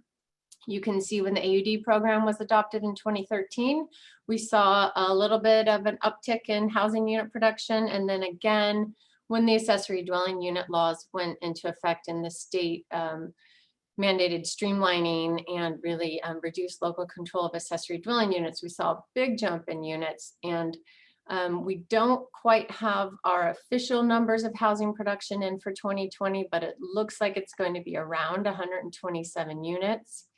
And at least 3/4 of that is accessory dwelling units. So without the ADU laws, we'd be producing even significantly lower housing than you see here. So looking ahead, we've been looking at trying to be more creative with how we develop housing development standards to further incentivize the type of housing that we really need. So our next attempt to maximize housing is through floor to lot area ratios. It focuses more on the relationship of the building form to lot coverage and would remove density as a control mechanism. So if we develop floor to lot area ratios for different parts of town, that helps create some predictability for the community and the developer as to the building form, massing, lot coverage, those types of things, building height. And then we want to say, put as many units as you can in that. City Council has already made parking optional for residential units downtown. So again, just trying to remove as many barriers as we can in terms of development standards. to produce housing downtown. And then I really want to make sure I cover this. So as we were embarking on this new move to Florida lot area ratios, we had an online workshop that was held from February 19th through March 3rd. So just recently closed. It was open for 13 days. I have to give credit to Jessica Metzger, project planner in our office, for spearheading this effort to find the online platform to hold this type of a workshop. It was great, interactive. I hope some of you were able to give your input. People were able to do mapping exercises and look at different size buildings and tell us where in the city that type and size of building would be most appropriate. And Jessica and Timmy Bolton and Dan Gullett right now are extracting all that information from the website, and we're getting ready to present it to City Council on March 30th. So we'll be checking in with City Council on what we've heard from the community about the draft Florida lot area ratio map. And then we'll be continuing on based on that input we get from City Council, continuing on through our design review boards and planning commission, and then embarking on an economic analysis about the new building size standards and what type and level of affordability should we be requiring to make sure that we get the type of housing we need. And then I'll just leave you here with the primary contacts for this work effort. And then this website, santabarbraca.gov/BSO, is where you can go find more information. Even though the online workshop closed, you can navigate through the workshop and look at the results. So I encourage you to do that. Thanks so much. And stop. And our next speaker then is Jeff Green. Jeff, are you ready to go? I am. Thank you so much, Debbie. And Linda, do I have sharing rights? Jeff, this is Steve Bennett. Do you mind me interrupting? I don't. Never for you, Steve. Thank you very much. I'm sorry I tried to catch in between, but I was scheduled to be on at 1:30 and I know you're running late. I just want to let everybody know that I won't be able to stay on. Thank you for the invitation, but I won't be able to be there for the close. I thought we were going to be doing that at 1:30. So anyway, thank you very much for the invite, and I don't want to steal your thunder there, Jeff. Back to you. No worries, Assemblyman. Thank you for being here. But Steve, you could go ahead and speak, and we can do the last two parts of, we can take Jeff and the final speaker after you say a few words. Do you have enough time to? I have enough time to say it, but I feel terrible about cutting in front of. No, it's our fault. We're a little bit behind schedule, so that's our fault. Great. All righty. Good. Well, my closing comments are, what you've learned over the course of this is how complicated housing is, how important it is, and so I'm going to do some big overview. And then offer one suggestion in terms of where I'm going. But first of all, from an overview standpoint, I would like to just point out that almost all of the other first world countries that we certainly compete with economically do a better job in terms of addressing this housing issue. And that's because many places view education, healthcare, and housing as fundamental rights that the government is supposed to help you with. We simply don't have that approach here in the United States. So back in the 1960s, we had pretty significant funding for housing, and most people would say that it would have been sufficient if we had kept it up to solve the problem. By the 1980s, that was cut way back. And so just the federal support for housing, which is the funder of last resort that actually has enough resources to be able to truly address the problem, is simply not there. We do have some federal housing programs, but they're just not sufficient and pale by comparison to, again, what other first world countries do for their citizens in this area. So we have to recognize that we're working with a broken system that we're trying to then patch at the local level and sometimes at the county, at the city level, at the county level, and at the state level, but with insufficient resources to be able to get the job done. And that's why it takes creativity and people of goodwill and good thinking and political courage to be able to address this. And you heard many aspects of that here today, I'm sure. The other thing that I would just like to offer is my own personal approach in terms of what I'm going to be trying to do here in Sacramento.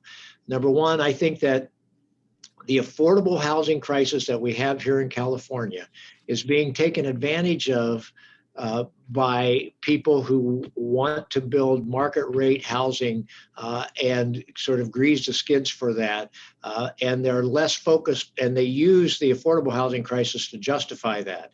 I don't think we are going to build the right mix of housing unless we get a much greater emphasis on building truly affordable housing. And so I'm going to try to change the conversation up here and put more emphasis on affordable housing. And that's what you have to do a significant amount of. And the argument back to them will be, you know, we can't afford it. And that's always the argument. And I would offer we have to be creative in trying to address that. The second thing is, we have to build affordable housing, but we have to build it for the existing population in our communities, the workforce that's there, trying to match that, trying to take care of that. In Santa Barbara in particular, we could build a lot of market rate housing, and you could find lots of people that would want to move to Santa Barbara, and then they would compete. Some people buying their second and third homes and condos. They want to have a weekend condo in Santa Barbara, and you'd have to have our existing workforce competing with them. The third thing is you have to pay attention to sort of the local community in terms of making them a partner with the state and federal government and trying to address this problem and not completely ram it down their throats. Santa Barbara has done a good job of embracing density, particularly downtown where it's needed. But for the state government, we have to find a way to make partners out of them, because the only way we really will get there is if there's a good collaboration and cooperation as we move forward. So those are the three principles I would work towards. One of the things that I think is an advantage of my approach is that you can find people who are willing to accept housing where they maybe had been resistant if they truly believed it was going to house their local teachers, nurses, the person that serves them their coffee at Starbucks. They're much more receptive in that situation than if they think it's going to be a bunch of strangers moving in and just further, quote, crowding their particular neighborhood, city, et cetera. And to that end, my final thing that I'm working on is I want to try to promote the idea of community land trust. And community land trust are where the land is provided in perpetuity for affordable housing, and you build affordable housing on that land, but the people that come in and purchase only purchase the house. They don't purchase the underlying land.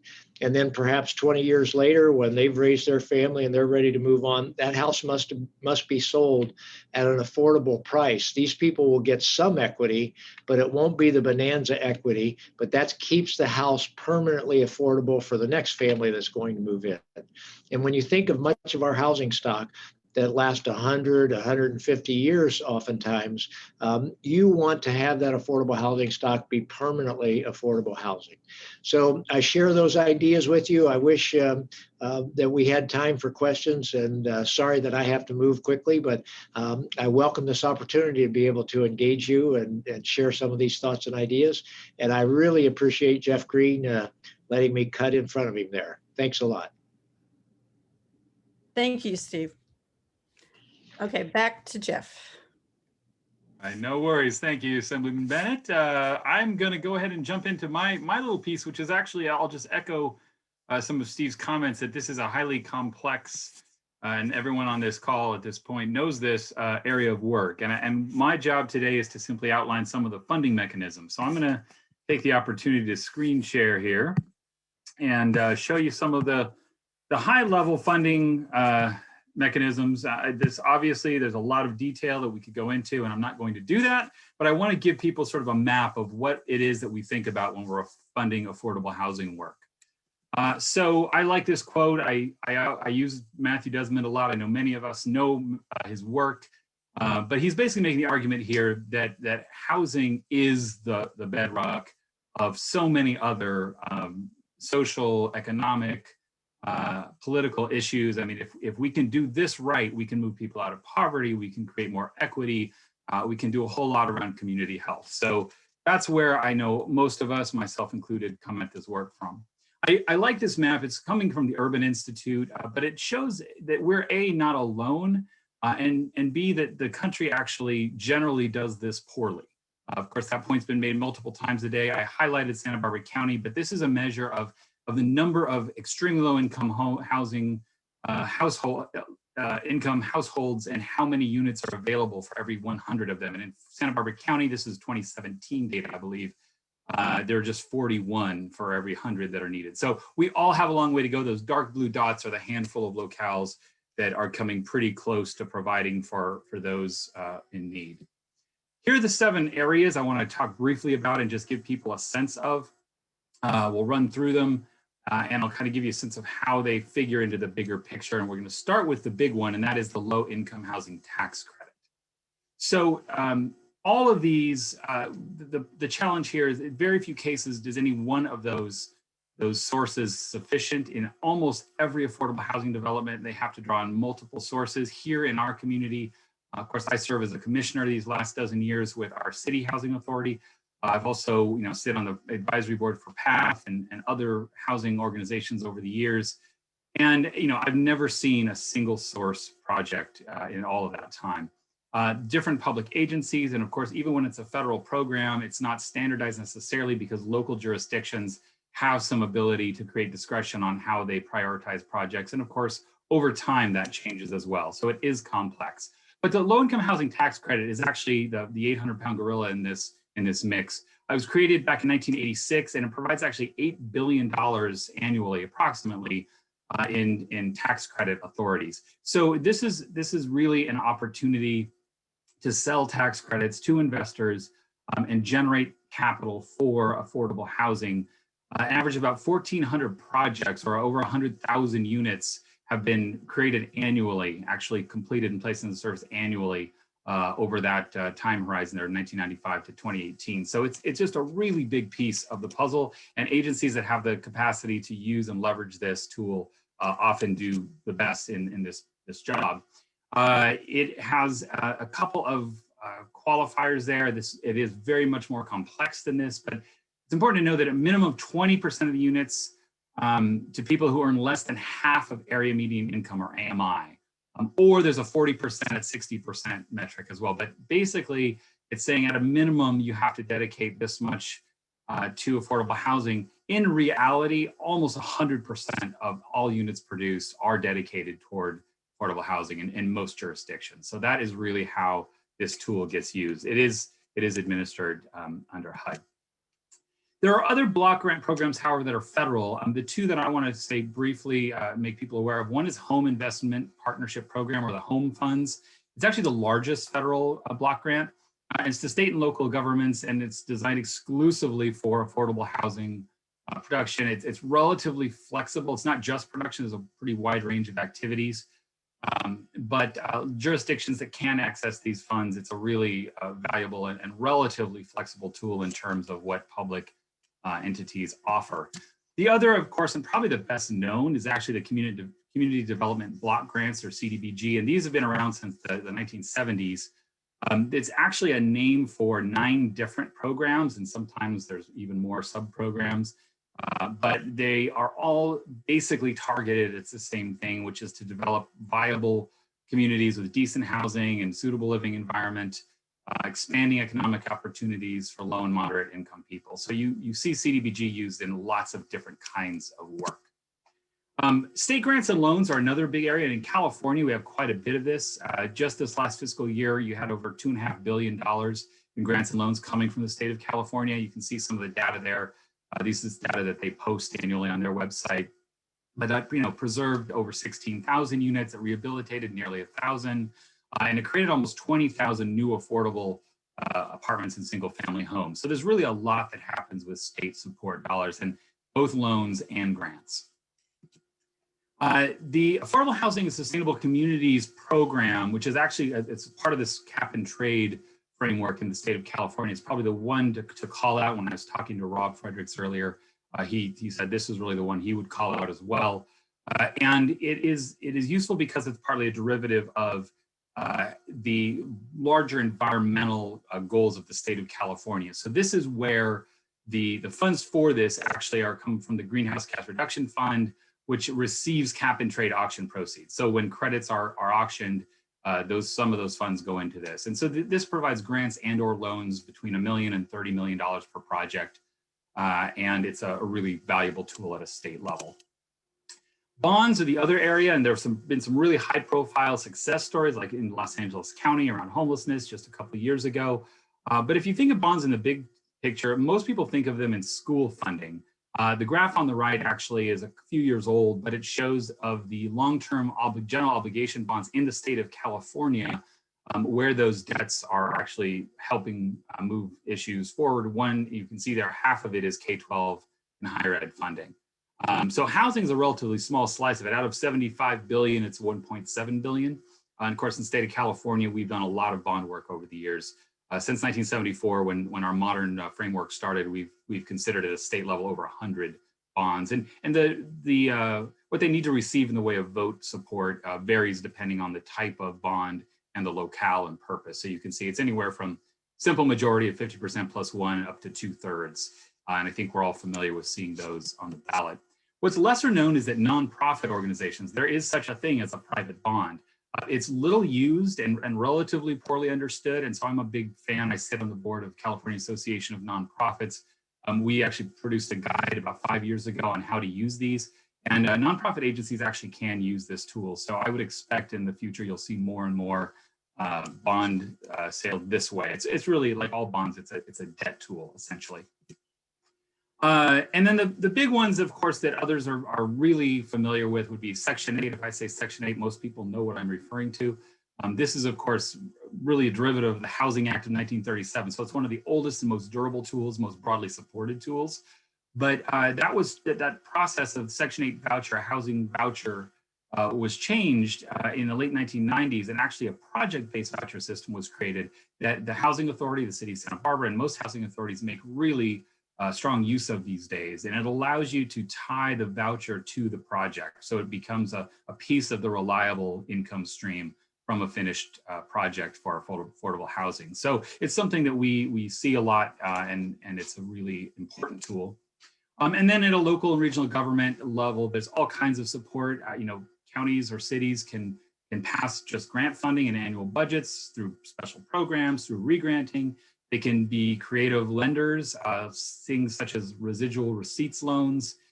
They can offer tax breaks for, certain jurisdictions may waive or even reduce certain tax burdens for a project. And of course, fee waivers. So administrative and permitting fees, those are always on the table, possibly as a negotiation to make something more affordable to produce. And then finally, I'll end on philanthropy, where I spend most of my life.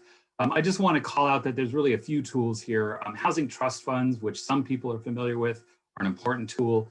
Obviously, private foundations making grants to support affordable housing, and of course, individual donors. The thing I want to point out in the big picture of philanthropy, the numbers in this graph on the right of your screen, actually from the annual Giving USA report. It's the way that we see what the entire country is doing on an annual basis with private giving. And overwhelmingly, it is private individuals that give to philanthropy. So although we hear a lot about foundations, corporations, other forms of giving, the overwhelming majority of funds are given by individuals. So that's important to note, because when you look then at where those funds go, and this is my last slide, you'll see that there are areas of funding that have been really stable in the United States, and housing, I'm sorry to say, isn't actually on this list at all. Now, it is a subset of the human services funding. It is a small subset of a few others of these, like public society benefit. So it is a small slice. Most funding actually goes on the service side, not the housing production side. So I don't want to count out philanthropy when it comes to building affordable housing, but it is typically not the first tool or the second tool that most entities look to. So I will leave it there. I know that was a whirlwind tour, but that is something about what the map looks like when we talk about funding affordable housing. Thanks, Jeff. And our final speaker is once again Rob Fredericks, if you're ready. I am ready, and I'll make it quick so we can have a few minutes for questions and answers. So let me see if I can get my screen up here.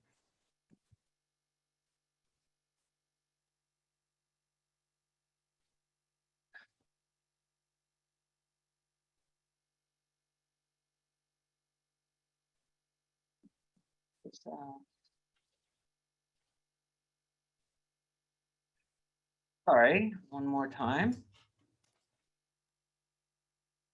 Here we go. So a lot of talk has been discussed today about creating and encouraging housing downtown, which is a great way to address the housing need and also creating vitality along it within the central business district. And one area that I'm thankful that the city has been leaning into in the last couple of years is looking at their parking lots as an alternative. And we're doing a pilot project with the city at looking at the Carrillo Castillo commuter lot that's on right up against the freeway on the corner of Carrillo and Castillo.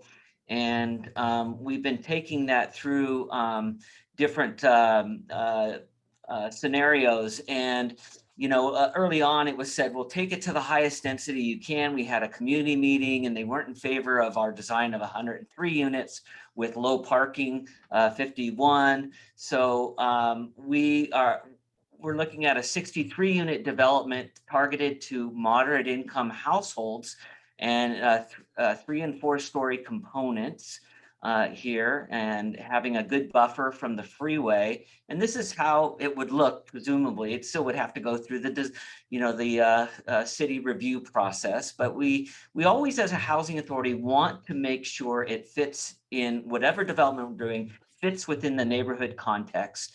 Dedi mentioned that also, that it has to fit in and be sustainable and good use of the resources that are there.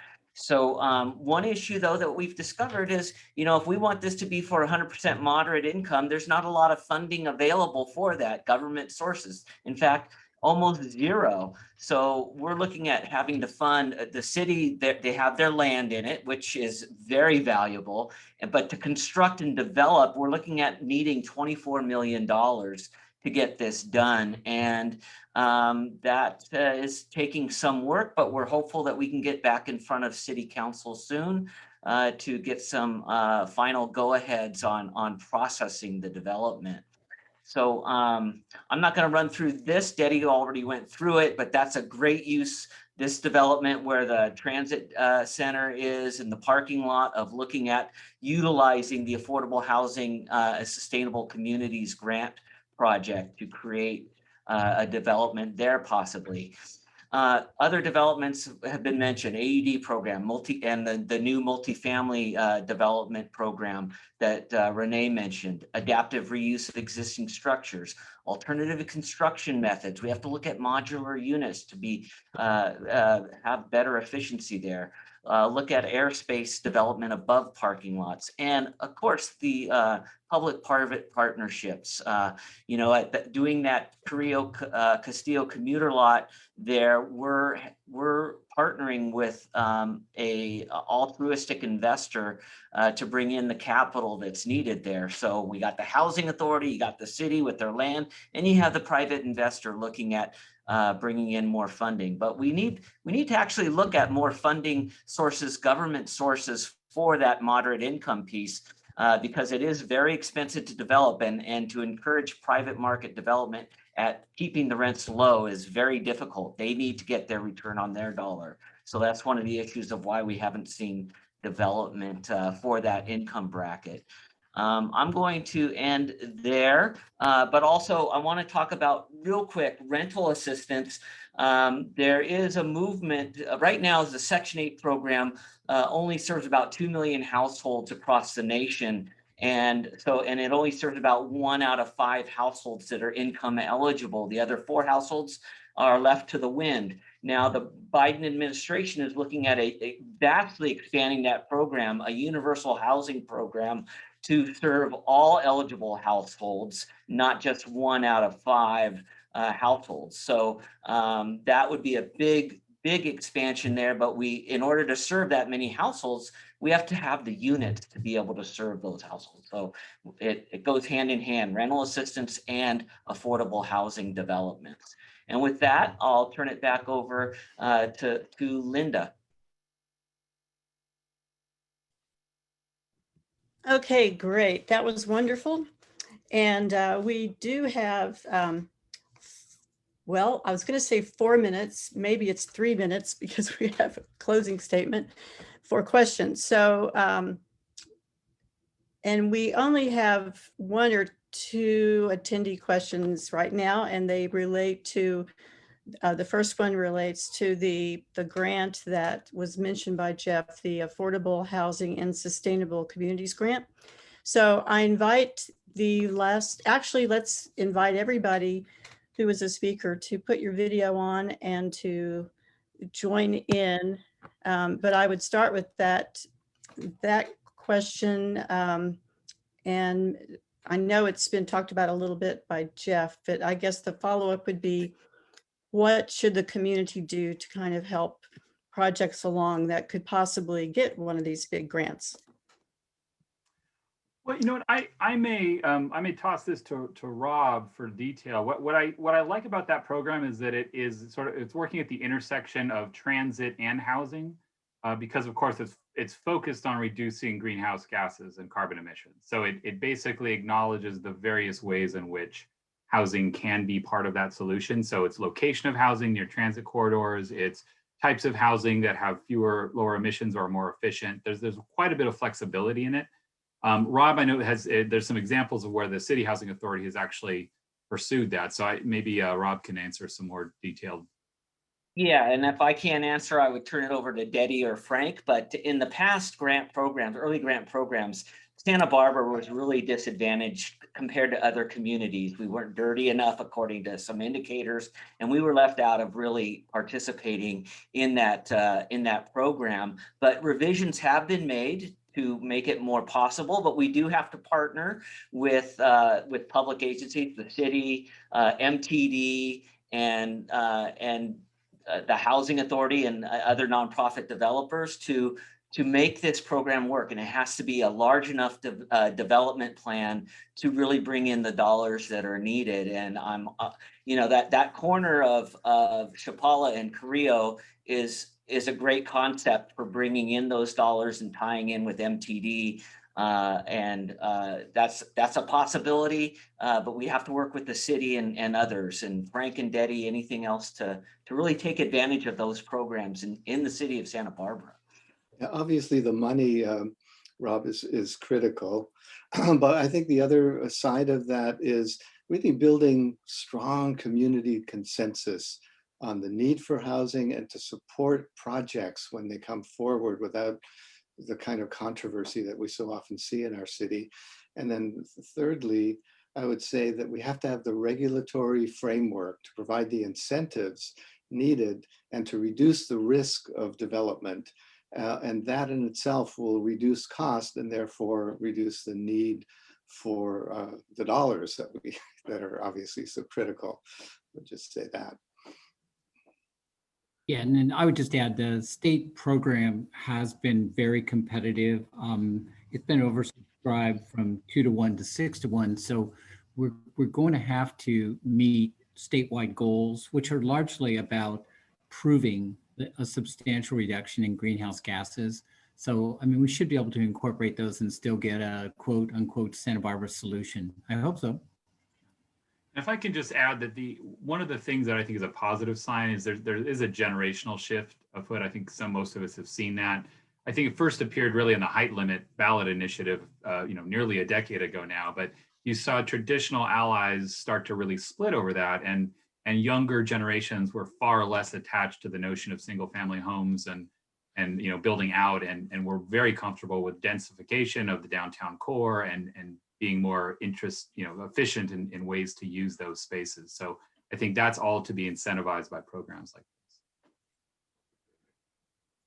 Okay, we're at our ending point. I just have, I guess, a comment that I hope that as these things go forward, there is an effort to get younger voices involved. If we had time, I think I would send it over to Frank Rodriguez because he's a young guy compared to the rest of us.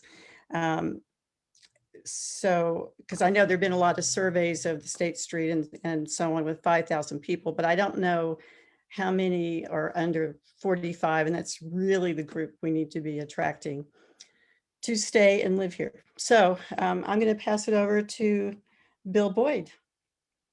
Well, I'd like to thank everybody for putting on this event today, and especially Linda, who has been working day and night and day and night and has just done a wonderful job. Also, Anita Baker, who handled the logistics today. I'm amazed, given all the people involved. And then finally, Vijaya, who's been at the switch every minute of the day for a number of days. And I just want to thank her very much. But we're going to be doing a number of other things that Vijaya identified earlier. We're always hopeful to getting people involved in our housing committee. I encourage members of the league that are still there on the to give us a hand. And thank you all. Have a wonderful day. Thank you.